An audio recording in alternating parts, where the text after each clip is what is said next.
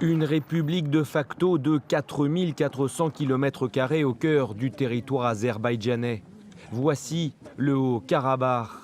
Peuplé à plus de 90% d'Arméniens à l'époque, il est rattaché en 1921 par Staline à la République socialiste soviétique d'Azerbaïdjan.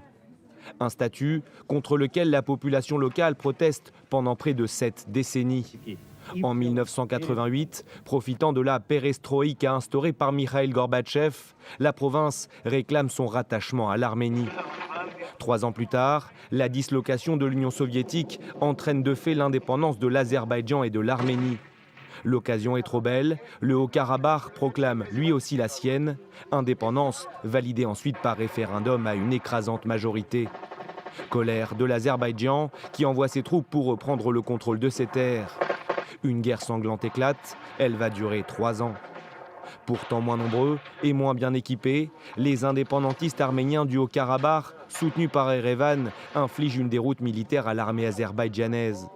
Ces combats font 30 000 morts, plus d'1 million de civils des deux camps sont déplacés.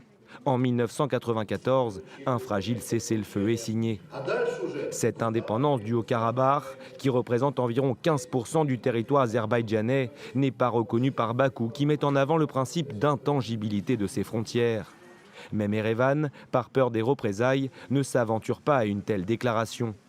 Les Arméniens du Haut-Karabakh, eux, revendiquent le droit des peuples à disposer d'eux-mêmes. Vives jusque-là, les tensions deviennent alors larvées jusqu'en 2016 et ce regain de violence. Entre le 2 et le 5 avril, 20 000 soldats de chaque camp se positionnent des deux côtés de la ligne de front. Baptisé guerre des 4 jours, le conflit fait des dizaines de morts. Des affrontements bien plus meurtriers, éclateux fin septembre 2020. Bakou, qui souhaite récupérer une partie du territoire abandonné il y a près de 30 ans, attaque. Arménie et Azerbaïdjan, aidés par son allié turc qui a déployé des mercenaires syriens sur place, assurent alors tous deux avoir tué des milliers de soldats ennemis.